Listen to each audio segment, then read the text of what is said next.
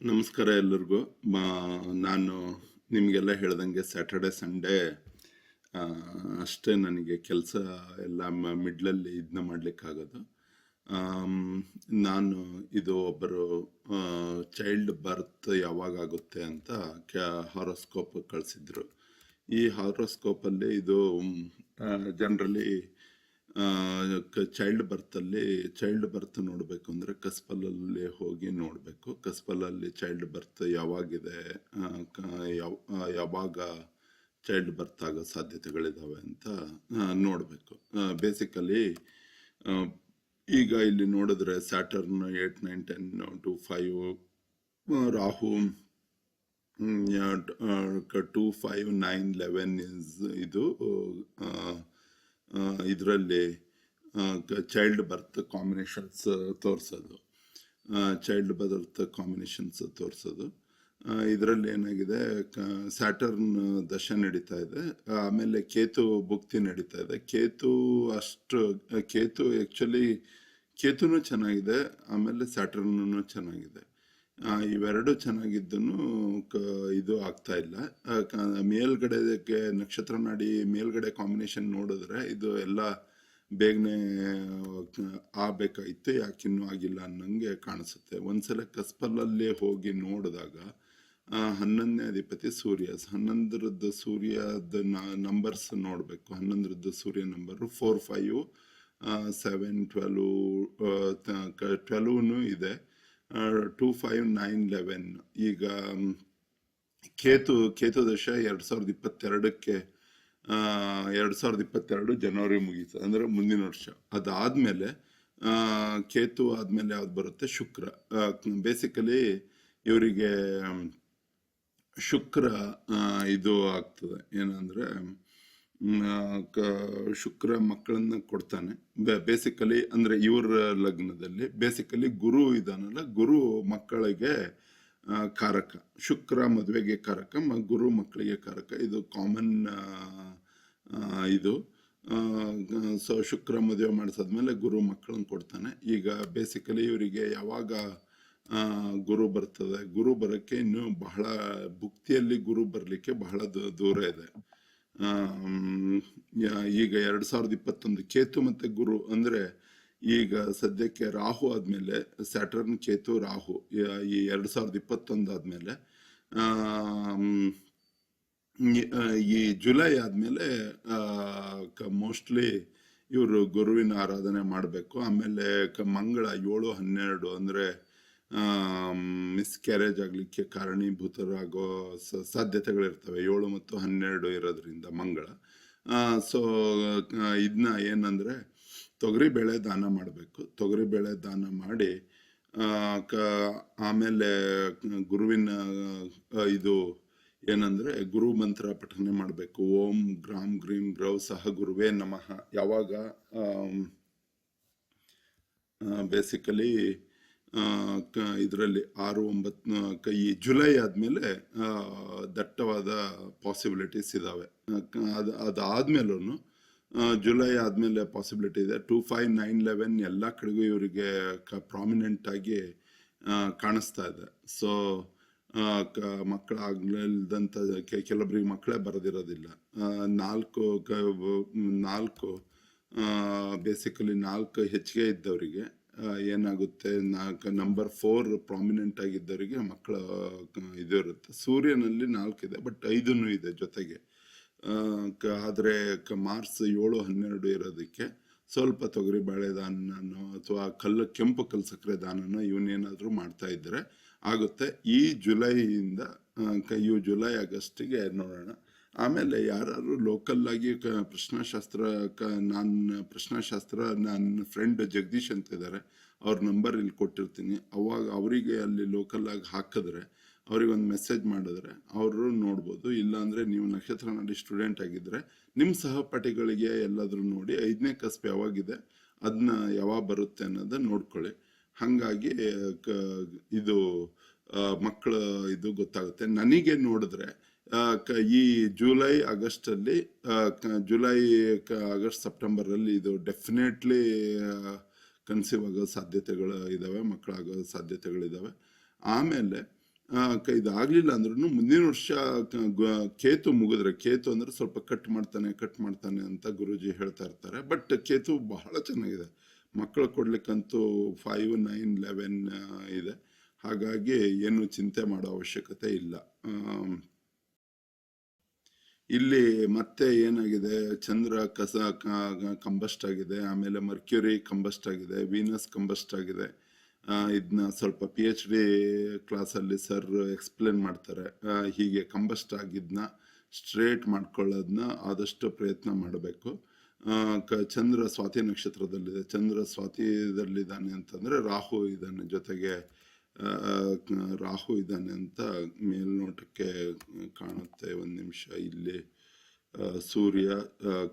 ಸೂರ್ಯ ಚಂದ್ರ ಮತ್ತೆ ಕಂಬಸ್ಟ್ ಆಗಿರೋದು, ಸಾರಿ ರಾಹು ಅಂತೀನಿ, ಸೂರ್ಯ ಜೊತೆಗಿದ್ದಾನೆ. ಅಂದರೆ ಅಮಾವಾಸ್ಯೆಯ ಹಿಂದೆ ಮುಂದೆ ಹುಟ್ಟಿರೋ ಸಾಧ್ಯತೆಗಳು ಇದ್ದಾವೆ. ಬೇಸಿಕ್ ಪ್ಲಾನೆಟಿಗೆ ಹೋಗಿ ಬೇಸಿಕ್ ಪಂಚಾಂಗ ತಿಥಿ ಪ್ರತಿಪದೆ ಅಂದರೆ ಇದು ಅಮಾವಾಸ್ಯೆ ಮರುದಿನ ಹುಟ್ಟಿದ್ದಾರೆ. ರಾಹುವಿನ ನಕ್ಷತ್ರದಲ್ಲಿ ಇವನಿದ್ದಾನೆ, ಯಾರು ಚಂದ್ರ ಇದ್ದಾನೆ. ಸೊ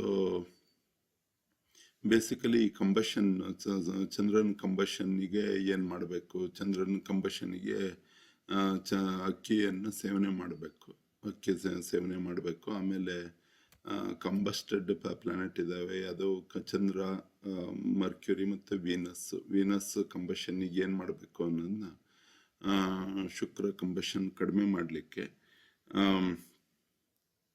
ಬೇಸಿಕಲಿ ಅವರೆಕಾಳು ಅದನ್ನ, ಅಂದರೆ ಸ್ವಲ್ಪ ಶುಕ್ರ ಸ್ವಲ್ಪ ಕಡಿಮೆ ಲೆವೆಲಲ್ಲಿ ಇರ್ತಾನೆ ಜಾತಕದಲ್ಲಿ. ಹಾಗಾಗಿ ಕಂಬಸ್ಟ್ ಆಗಿರೋ ಪ್ಲಾನೆಟ್ಗಳು ಅವುಗಳ ಎಫೆಕ್ಟ್ ಕಡಿಮೆ ಇರುತ್ತೆ. ಸೊ ಈಗ ನೆಕ್ಸ್ಟ್ ವೀನಸ್ ಕಂಬಸ್ಟ್ ಆಗಿರೋದಕ್ಕೆ ಶುಕ್ರ ಅಂದ್ರೇನೆ ಎಲ್ಲ ಇದನ್ನ ಅಲಂಕಾರ ಕಾರಕ ಮತ್ತು ಈ ಥರ ಎಲ್ಲ ಕಾರಕ, ಅವನು ಆ ಥರ ಕಾರಕ ಆಗಿರೋದ್ರಿಂದ ಸ್ವಲ್ಪ ಶುಕ್ರನ ಅಂಶಗಳು ಸ್ವಲ್ಪ ಕಡಿಮೆ ಇರ್ತವೆ. ಮೇಲ್ನೋಟಕ್ಕೆ ನಕ್ಷತ್ರ ನಾಡಿದಲ್ಲೆಲ್ಲ ರೀತಿಯಿಂದನೂ ಚೆನ್ನಾಗಿ ತೋರಿಸ್ತಾ ಇದ್ರು. ಶುಕ್ರನ ಆರಾಧನೆ ಹೇಗೆ ಮಾಡಬೇಕು, ದುರ್ಗಾದೇವಿ ಆರಾಧನೆ ಮಾಡ್ಬೋದು, ಶಿವನ ಆರಾಧನೆ ಮಾಡ್ಬೋದು. ಈ ಥರ ಎಲ್ಲ ಆರಾಧನೆ ಮಾಡೋದ್ರಿಂದ ಇದು ಸ್ಪೆಷಲ್ ಆಗಿ. ಆಮೇಲೆ ಇದರಲ್ಲಿ ದಕ್ಷಿಣಾಮೂರ್ತಿ ಆರಾಧನೆ ಮಾಡ್ರಿ, ಶಿವನ ಆರಾಧನೆ ಮಾಡಿ. ನಾನು ಅಲ್ಲಿ ಮೊದಲು 7-12 ಮಂಗಳಂದು ಅಂತಂದಲ್ಲ, ಅದಕ್ಕಿಂತನೂ ಏನಾಗಿದೆ ಅಂದರೆ ಇಲ್ಲಿ ಕಂಬಸ್ಟ್ ಪ್ಲಾನೆಟ್ಸ್ ಹೆಚ್ಚಿಗೆ ಇರೋದ್ರಿಂದ ಸ್ವಲ್ಪ ಏನಪ್ಪ ನಮ್ಮ ಇದು ಲೈಫಲ್ಲಿ ಶುಕ್ರ ಕಂಬಸ್ಟ್ ಇದೆ, ಬುಧ ಕಂಬಸ್ಟ್ ಇದೆ, ಚಂದ್ರ ಕಂಬಸ್ಟ್ ಇದೆ. ಇವು 3 ಕಂಬಸ್ಟ್ ಇರೋದನ್ನ ಡೆಫಿನೆಟ್ಲಿ ನಾವು ಕನ್ಸಿಡರ್ ಮಾಡ್ಕೊಳ್ಳೇಬೇಕಾಗುತ್ತೆ. ಸುಮ್ಮನೆ ಅನಾವಶ್ಯಕವಾಗಿ ಟೆನ್ಷನ್ ಮಾಡ್ಕೊಳ್ಳೋ ಬದಲಿಗೆ ಪ್ರಾರ್ಥನೆ, ಬೇಸಿಕಲಿ ಶಿವನ ಅನುಗ್ರಹ ಬೇಕೇ ಬೇಕು. ಈಗ ಶಿವನ ಅನುಗ್ರಹ ಆಗಬೇಕು ಅಂತಂದರೆ ಅವನ್ನ ಇದನ್ನ ಮಾಡಬೇಕು. ಏನು ಜಪ ಧ್ಯಾನ ಸರ್ ಹೇಳಿದಾರಲ್ಲ, ಅದನ್ನ ಜಪ ಧ್ಯಾನ ಮಾಡ್ರಿ, ಶುಕ್ರನನ್ನ ಧ್ಯಾನಿಸ್ರಿ. ಶುಕ್ರನ ಧ್ಯಾನಿಸೋದು ಹಿಂಗೆ, ಓಂ ದ್ರಾಂ ದ್ರೀಂ ದ್ರೌ ಸಹ ಶುಕ್ರಾಯ ನಮಃ ಅಂತ. ಯಾಕೆಂದರೆ ನಿಮ್ಮದು 5th ಕಸ್ಪಲ್ ಲಾರ್ಡನ್ನು ಬಂದು 5th ಕಸ್ಪಲ್ ಶುಕ್ರ ಇರೋದ್ರಿಂದ ಡೆಫಿನೆಟ್ಲಿ ಶುಕ್ರನ್ನ ನೀವು ಧ್ಯಾನ ಮಾಡೋದು ಬಹಳ ಇಂಪಾರ್ಟೆಂಟ್. ಮೇಲ್ನೋಟಕ್ಕೆ ಇದು ಕಸ್ಪಲಲ್ಲಿ ಸಿಂಪಲ್ ಆಗಿ ಕಾಣಿಸ್ತಾ ಇದೆ, ಬಟ್ ಒಳಗಡೆ ಹೋಗಿ ಡೀಪಾಗಿ ನೋಡಿದಾಗ ಸ್ವಲ್ಪ ಪ್ರಾಬ್ಲಮೆಟಿಕ್ ಇದೆ ಅಂತ ಡೆಫಿನೆಟ್ಲಿ ಕಾಣಿಸ್ತಿದೆ. ಸೊ ನಿಮಗೆ ನೀವು ನಕ್ಷತ್ರ ನಾಡಿ ಸ್ಟೂಡೆಂಟ್ ಆಗಿದ್ದಲ್ಲಿ ನಿಮಗೆ ಡೆಫಿನೆಟ್ಲಿ ಗೊತ್ತಾಗುತ್ತೆ. ನೀವು ಇನ್ನೂ ಕ್ಲಾಸಸ್ ಜಾಯಿನ್ ಮಾಡಿಲ್ಲ ಅಂದರೆ ಡೆಫಿನೆಟ್ಲಿ ಕ್ಲಾಸ್ನ ಜಾಯಿನ್ ಮಾಡಿ. ಇದು ಯಾರಿಗೂ ಬರಲಿಲ್ಲದಂಥದ್ದು ಪ್ರಾಬ್ಲಮ್ ಏನಲ್ಲ, ಡೆಫಿನೆಟ್ ಆಗಿ ಈ ಪ್ರಾಬ್ಲಮ್ ಸಾಲ್ವ್ ಆಗುತ್ತೆ. ಅಂದರೆ ಸ್ವಲ್ಪ ಕಠಿಣ ಪರಿಶ್ರಮ ಪಡಬೇಕು. ಈಗ ಶ್ರೀಮತಿಯವರ ಕುಂಡ್ಲಿ ಹಾಕ್ತಾ ಇದ್ದೀನಿ. ಇದರಲ್ಲಿ ಬೇಸಿಕಲಿ ಲಗ್ನಾಧಿಪತಿ ಬಂದು ಸ್ಯಾಟರ್ನ್. ಈಗ ಇವ್ರದ್ದು ಶನಿ ದಶ ಸ್ಟಾರ್ಟ್ ಆಗಿದೆ, ಲಗ್ನಾಧಿಪತಿಯ ದಶ ಸ್ಟಾರ್ಟ್ ಆಗಿದೆ. ಲಗ್ನಾಧಿಪತಿ ಎಲ್ಲಿದ್ದಾನೆ, ಲಗ್ನ ಸ್ಟಾರ್ಟ್ ಆಗಿರೋದು 19 ಡಿಗ್ರಿಯಲ್ಲಿ ಸ್ಟಾರ್ಟ್ ಆಗಿದೆ. ಅಂದರೆ ಇವ್ರದ್ದು ಬೆಳಗ್ಗೆ 10:50 ಮಾರ್ನಿಂಗ್ ಜನ್ಮ. ಲಗ್ನಾಧಿಪತಿ 1854 ಸ್ಯಾಟರ್ನ್ 12ನೇ ಮನೆಯಲ್ಲಿದೆ. ಸ್ಯಾಟರ್ನ್ 12ನೇ ಮನೆಯಲ್ಲಿದೆ ಅಂದರೆ ಇವರು ಸಿಕ್ಕಾಪಟ್ಟೆ ಕೆಲಸ ಮಾಡಬೇಕು, ಕೆಲಸದ ಕಡೆಗೆ ಲಕ್ಷ್ಯ ಜಾಸ್ತಿ. ಆಮೇಲೆ ಶುಕ್ರ ರಾಹು ಜೊತೆಗೆ ಇದ್ದಾರೆ. ಅಂದರೆ ಇವರ ಹಸ್ಬೆಂಡ್ ಡೆಫಿನೆಟ್ಲಿ ಚೆನ್ನಾಗಿ ನೋಡ್ಲಿಕ್ಕೆ ಚೆನ್ನಾಗಿರ್ತಾರೆ, ಶುಕ್ರ ರಾಹು ಜೊತೆಗಿದೆ ಅಂತ ಅಂದಾಗ. ಈಗ ಇವರು ಮಕ್ಕಳದ್ದು ಪ್ರಶ್ನೆ ಕೇಳಿದಾರಲ್ಲ, ಮಕ್ಕಳದ್ದು ಪ್ರಶ್ನೆಯಲ್ಲಿ ಏನಾಗಿದೆ, ನಕ್ಷತ್ರ ನಾಡಿ ಕಾಂಬಿನೇಷನ್ಸ್ ಏನಂತ ಇದೆ, 1 2 11 ಅಂತ ಇದೆ. ನಮಗೆ ಬೇಕಾಗಿರೋದು 2 5 7 11 ಇತ್ತು ಅಂದರೆ, 2 5 9 11 ಇತ್ತು ಅಂದರೆ ಡೆಫಿನೆಟ್ಲಿ ಮಕ್ಕಳಾಗ ಸಾಧ್ಯತೆಗಳು ಬಹಳ ಇರ್ತವೆ ಅಂತ. ಈಗ ಶನಿ ದಶೆ ಈಗ ಸ್ಟಾರ್ಟ್ ಆಗಿದೆ. ಇದಕ್ಕೆ ನಮ್ಮ ಗುರೂಜಿ ಹೇಳೋದು ಛಿದ್ರದಶ ಅಂತ ಹೇಳ್ಕೊಂಡು. ಈಗ 2020 ಇದರಲ್ಲಿ ಸ್ಟಾರ್ಟ್ ಆಗಿದೆ. ಲಗ್ನಾಧಿಪತಿ ದಶೆ ಇದೆ, ಲಗ್ನಾಧಿಪತಿ 12ರಲ್ಲಿದ್ದಾನೆ. ಸ್ವಲ್ಪದ್ರಲ್ಲಿ ಒಂದು ಸ್ವಲ್ಪ 10-20 ಹುಟ್ಟೋದೇ ಒಂದು 1 ಅವರ್ ಹಿಂದೆ ಹುಟ್ಟಿದ್ರೆ ಏನಾಗಿರ್ತಿತ್ತು,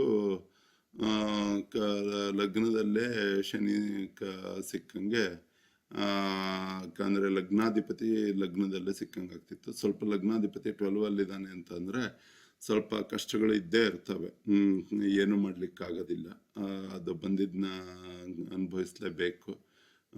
ಸೊ ಶನಿ ದಶ 2039ವರೆಗೂ ಇದೆ.